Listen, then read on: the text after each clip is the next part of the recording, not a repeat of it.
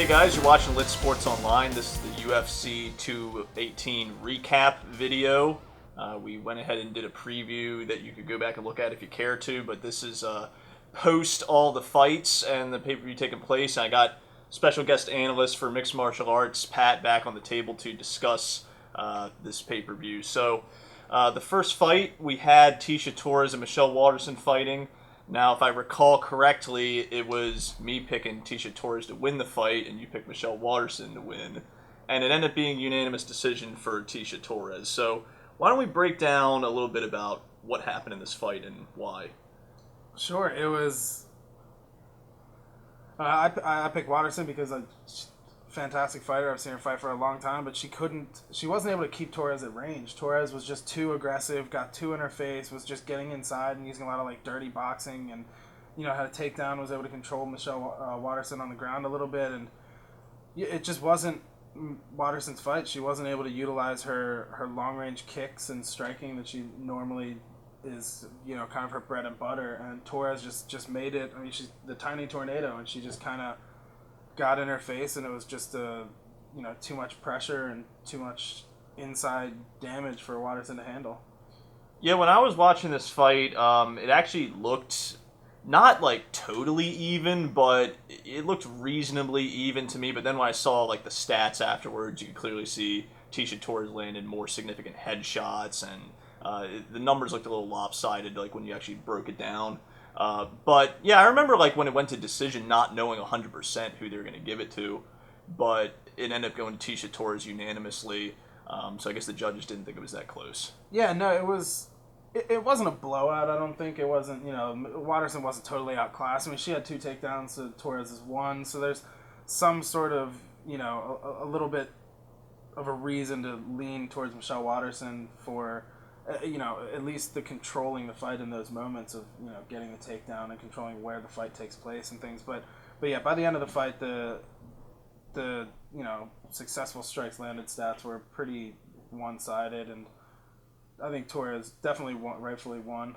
But yeah, it didn't appear as we were watching it to be a total blowout by any means.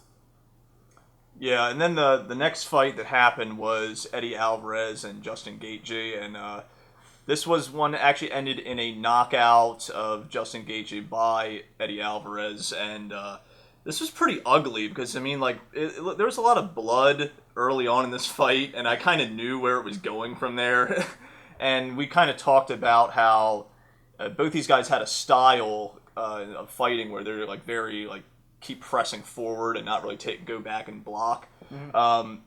And that kind of came back to bite Justin Gaethje because he hasn't really fought someone like that before. He's fighting a guy that's more like his own style, and he was not prepared for it from what I could tell. Yeah, I think this was one of the two most fun fights on the card. I think the only one that was a little more fun and exciting than this was on the undercard. It was Yancy Medeiros versus Alex Cowboy Oliveira, and it was just crazy. Both guys got flash knockdowns and things, and you kind of had no idea who was going to win. But this fight was, yeah, just like you said, it was just 2 guys moving forward, and that's kind of what they were both saying in the lead up to the fight. Is Gaethje's style is typically to just come forward and put pressure on you, and eventually just break you from not giving you room to breathe and room to move around. And Alvarez had said that he was going to do the same thing, and he typically does do that to a certain extent. He's very good in those moments. He's an old vet, and he's used to those high pressure situations. He's kind of made some of his biggest moments in his career out of moments of chaos. Where 2 guys just going forward and throwing with kind of reckless abandon. But I think a big part of this was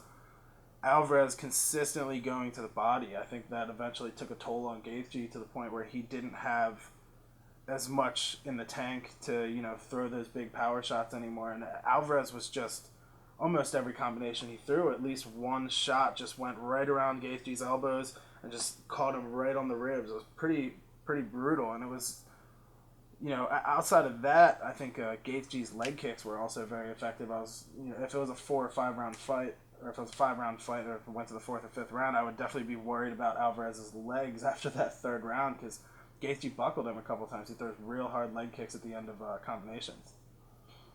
Yeah, but I mean, Gaethje early on in the fight was bloodied, and like I started to realize from that point, like kind of where the fight was going, that he was probably gonna end up losing. And it was also interesting because it seemed like he was like flinching at times, like he actually was backing up a little bit, and because he was kept getting messed up, I don't think he's really been damaged that badly in any of his fights before. So I think that's why his style of like pressing forward, he wasn't really able to do it the same way that he used to. Yeah, definitely. I think he's not used to somebody implementing his game plan on him. You know, he's used to being kind of the bully in the situation, and Alvarez was able to just, you know, outbox him and outpressure him, and was able to bully him a little bit, and eventually it broke him, and Alvarez was able to get the TKO. And I don't think we mentioned our picks.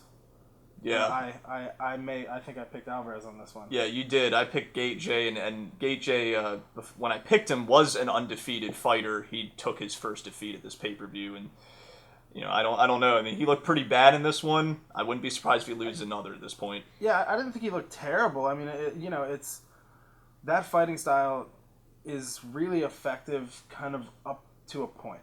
You know, when you have the lower to mid-tier guys, a lot of times that high-pressure, just in-your-face style is enough to get through guys and break them and eventually put them out of there. But when you get up to the top of that division, especially the 155-pound division, the lightweight division, which I think is the most stacked division in the UFC, he's not going to be able to go up and do that to, Khabib Nurmagomedov or Tony Ferguson or Conor McGregor or Edson Barboza or any Dustin Poirier. Like, there's a ton of guys at the top of that division that are just, they're just so good that can't be your main tactic. It can't be to just be the bully and just be aggressive and high pressure, because once you get up there, those guys, they've seen it before. You know, they have something in their toolbox to mitigate that threat. So I don't think Gaethje's by any means done. I mean, obviously he's probably going to lose more in his career. He's relatively young. I'm sure he'll have a decently long career from here on out. But I think he definitely needs to adapt his style a little bit. And he's a good wrestler. You know, he's a Division I wrestler, and if he's able to change his style up a little bit and not have to depend so much on just being tough and gritty, I think he can still has the potential to go a long way. Yeah, perhaps. I think, and Gaethje's not the first guy we've seen that has an impressive undefeated record early on in his career. I mean, like, a lot of guys will build up that resume, but it's just because they, are fighting jobbers, guys that aren't actually that great, and they build up this nice-looking record. But not a pristine record anymore for him. He takes the loss in this one. And that brings us to, this was actually the first fight that we, agreed on what was going to happen, with Henry Cejudo facing Sergio Pettis. We both picked Cejudo, and I think, this is the fight that I think went closest to, how we thought it would go, where, it actually ended up being a unanimous decision for Cejudo, and what really came into play was his wrestling edge, like that grappling takedown edge, that he completely had Pettis outclassed in that area. Yeah, pretty much. And I think in the pre-fight video I said that Pettis maybe had a slight edge in stand-up, which I don't know if that held true. I don't think he was by no means outclassing Henry Cejudo, and Cejudo's had a much improved striking game, particularly this fight and the fight before this against Wilson Hayes. But as I said in the pre-fight video, the gap between Sergio Pettis' wrestling skills and grappling skills and Henry Cejudo's is giant.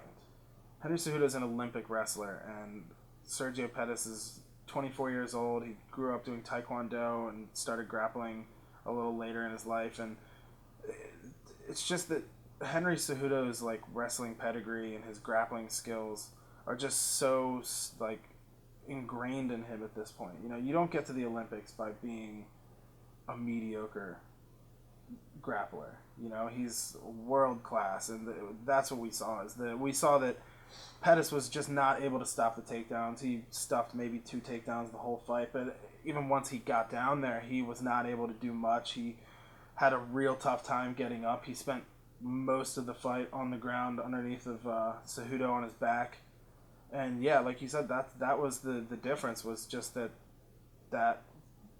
that margin was too great for Pettis to overcome, particularly in grappling, and he didn't have much of an edge, if at all, in the striking. So Cejudo won in a pretty, I think, probably the most one-sided fight of the night outside of the co-main event.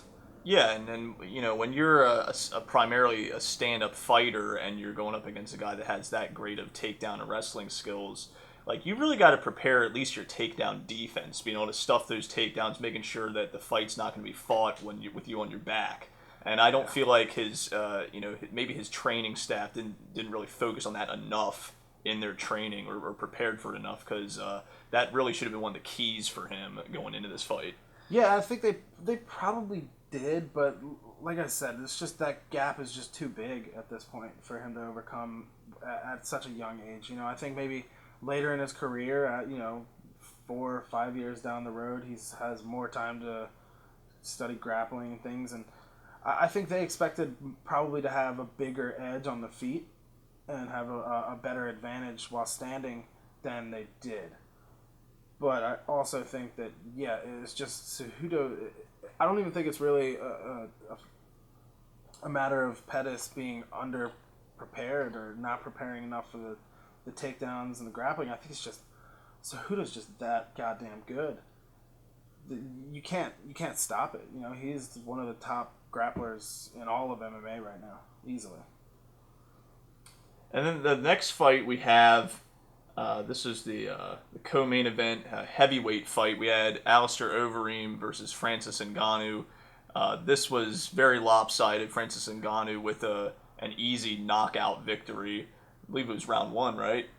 A minute and 42 seconds in, I think. Yeah, that fight did not last very long, and Alistair Overeem, I mean, on the stats I'm looking at, he only landed 1 punch before he went down. I mean, it's yeah, I think he went into it with a game plan that, I mean, having seen Francis fight before, he went into it with the game plan you want to use. Is try to get out of the punching range. You either want to be too far away or too close for him to land that big power shot. And I think that's what Overeem tried to do. He tried to get him up against the fence and use the fence to get a takedown and tried to control the clinch. But I think that Overeem was very, very surprised by how strong Francis Ngannou is. And he just kind of easily got away from that takedown. And once they got back out to striking range, Overeem stayed in the boxing range too long, and Ngannou landed one of the most terrifying knockouts I've ever seen in my life. I mean, he's 6'4", and he smashed Overeem. Overeem was unconscious the moment that fist touched his head, and I mean, he just flopped. It was crazy. It was something out of a movie. Yeah, I mean, Francis Ngannou is just like, he's a physical freak, and he showed it in this one. They just had that raw power and strength, and to be able to get a knockout over a grizzled veteran, a well-decorated veteran in an easy fashion. It was really something to see, and yeah, I mean, there's not really much more to say about it. So the other thing that's interesting is, who is Francis Ngannou going to be fighting next? I mean, is he the championship contender now? Is that the next step for him? Yeah, I think it's already been set, actually. They're doing Francis Ngannou versus the heavyweight champ Stipe Miocic at UFC 220. On the same card, I believe, is the light heavyweight championship, which is Daniel Cormier versus Volkan Oezdemir, I believe is his name. And that is a real interesting fight, because if anyone can, stop Ngannou, it's gonna be Miocic. He's the champ for a reason. He's a real good boxer. He beat, I think he beat Dos Santos. He beat Overeem. We saw that. The one thing that worries me is he got clipped by Overeem. He got clipped and dropped by Overeem, and if he gets clipped like that by Ngannou, he's not just getting dropped. That's the end of the night for him. But I mean, he's able to put out Mark Hunt. He's able to knock out Fabricio Verdum. He was able to knock out Alistair Overeem. So Miocic is a great striker with really good wrestling as well. And he's just a tough, gritty, kind of solid guy. And that's going to be a real interesting fight, because either guy has the chance to end it with one big shot. I think it's just who lands it first. Yeah, and I think you see that in general with the heavyweight division, right? More so than the other divisions, it's a lot more chance of just the quick knockout, the 1 round knockout, because these guys pack so much power. Yeah, definitely. I mean, the weight limit for the division is 265 pounds, and there are guys that have to cut weight to make that weight limit. I think Ngannou had to cut like 5 pounds or something to make the weight limit. And I mean, you look at him, he's maybe 9% body fat. The dude's just a giant. And just to think, like, anyone that big throwing punches is definitely something to be worried about. Yeah. Maybe they should have a super heavyweight division where there's like no limit. It's just a bunch of fat dudes. Tank Abbott style, or bring back Tank Abbott and Butterbean. That'd be a good one.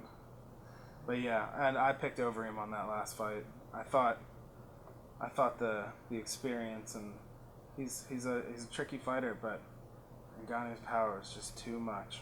Yeah, and I mean, I picked Ngannou for that one, and honestly, like, I was viewing it as kind of just like a flyer on his like raw power and strength, but like the Vegas odds actually were like in favor of Ngannou when I was looking at it. I think the odds are actually already out for the championship fight, and he's a favorite over the champion. So he's terrifying. He's the scariest dude on the planet right now. And I'll be honest, that doesn't actually surprise me at all. Me neither.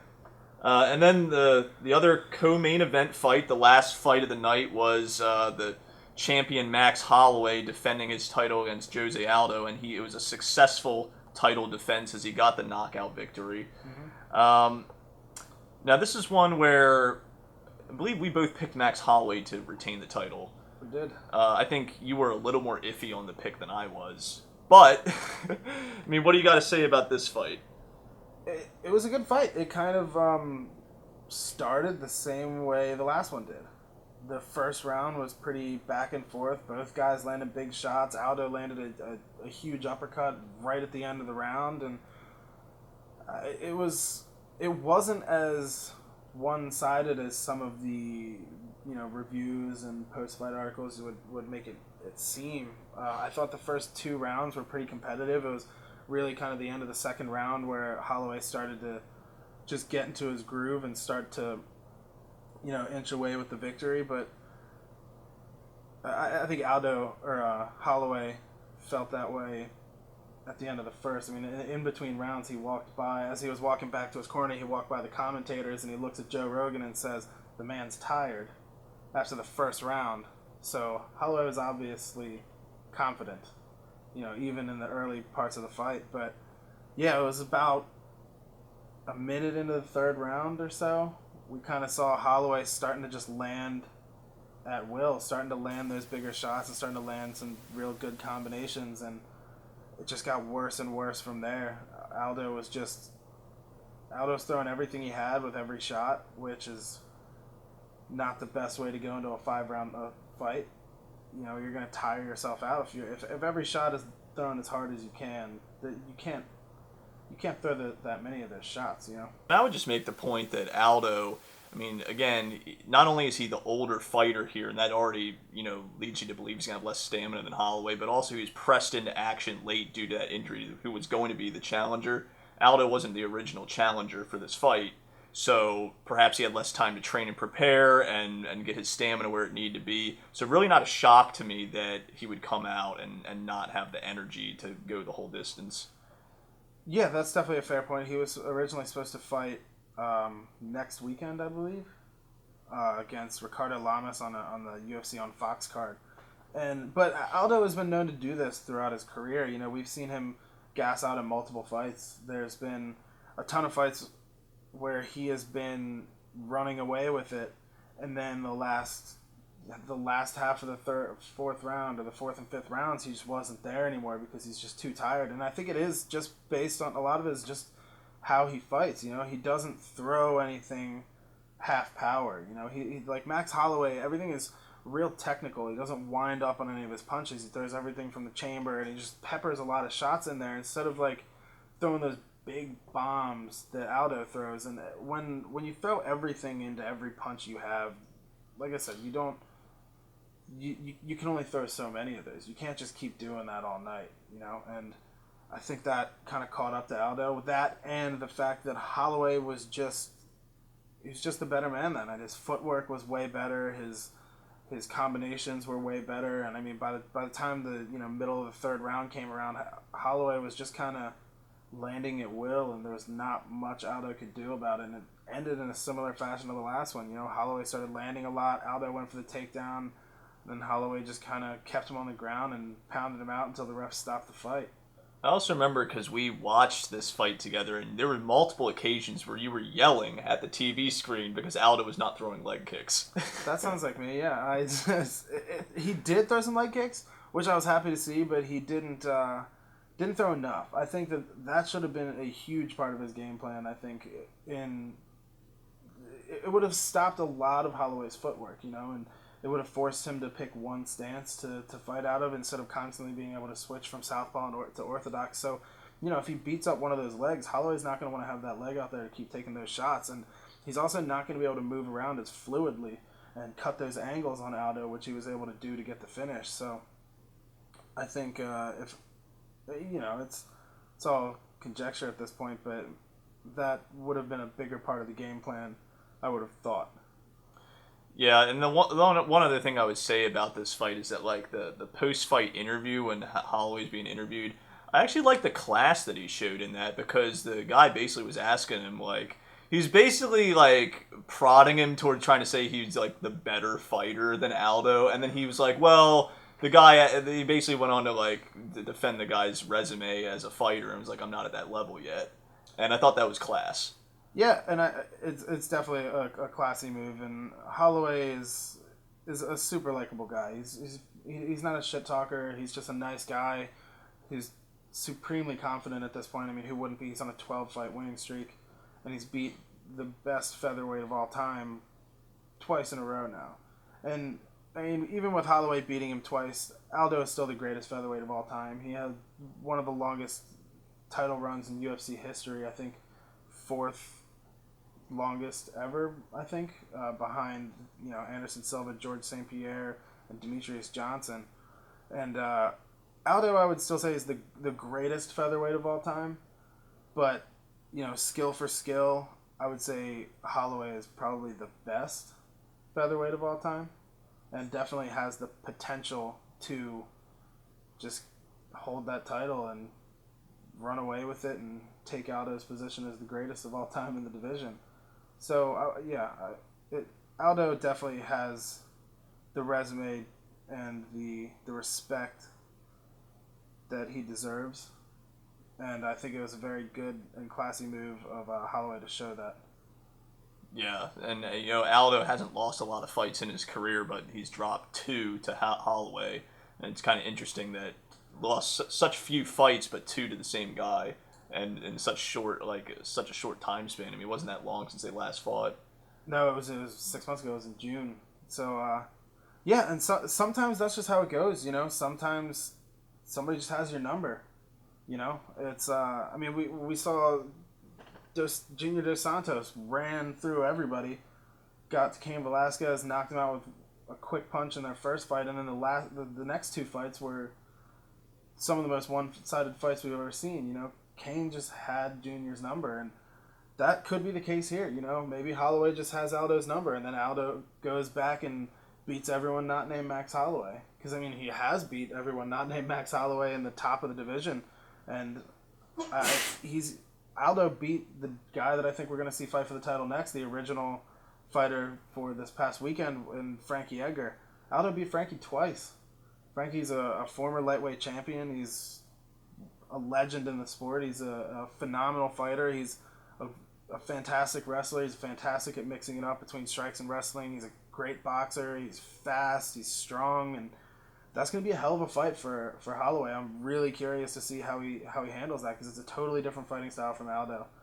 But yeah, like I said, Aldo I don't think is done, but Holloway's got him for whatever reason. Sometimes it happens. Yeah, I wouldn't say he's done, but again, I like to use the phrase that you're only as good as your last fight. It's one of those things where you can have the most impressive backstory and resume, but it's about the present and what are you doing right now. And we got to see Aldo get back to form. I mean, Holloway's in great form. I like his chances going into his next fight, but Aldo does have to step it up in his next fight, clearly. Yeah, definitely. And who knows who we'll see him fight next. I think they're probably going to have him take a little bit of time off. I mean, it's his third time getting finished in the past couple years. He got finished by McGregor and then got finished by Holloway twice after beating Frankie Edgar for the title. So I think for him it's a good idea to take a little bit of time off. You know, that's a good amount of head trauma to take in a relatively short period of time. And, you know, he's going to have to get his head back, you know, get his head straight. It's not an easy thing to lose a fight. It's definitely not an easy thing to lose 2 in a row. And it's even worse to lose 2 in a row to the same guy. Aldo is a phenomenal fighter, and I'm sure he will go back to the drawing board and come out, you know, looking better than he did in this fight. But for now, I think he needs to take a little bit of time off. And who knows, you know, maybe this is all a result of, you know, they say it gets easier to get knocked out after that first one. So maybe Conor McGregor's knockout was just the, you know, broke the seal on the bottle, and now every time it's just a little less there to absorb the punishment that other fighters can dish out. You never know. Yeah, that might be the case, but overall, the pay-per-view, I thought, had a little bit of just about everything. I mean, you saw some blood, you saw some knockouts, you saw some unanimous decisions. Didn't really see a whole lot of, like, submissions going on in this one, though, from what I could tell.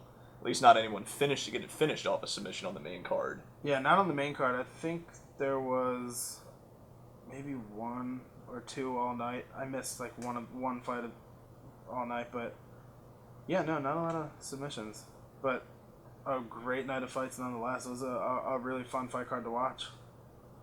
Yeah, so that does it for our recap. I imagine we're going to be coming out with some more similar videos for future UFC pay-per-view events. Particularly because there's a UFC every weekend till the end of the year, which is exciting. There's one on Fight Pass this weekend. There's a Fox card, and I think there's one more pay-per-view the last weekend of the year. Yep, very exciting stuff. Some good fights we saw this last pay-per-view, and we're looking forward to more. But thanks for joining us on Lit Sports Online, the LitTube channel. Subscribe, like, stay tuned. You know what I love is when people who need, like, reading glasses, well, they'll look at something to read, and they'll be holding it, like, right here, and instead of, like, moving it back an inch or two, they go, like, dude, what the fuck?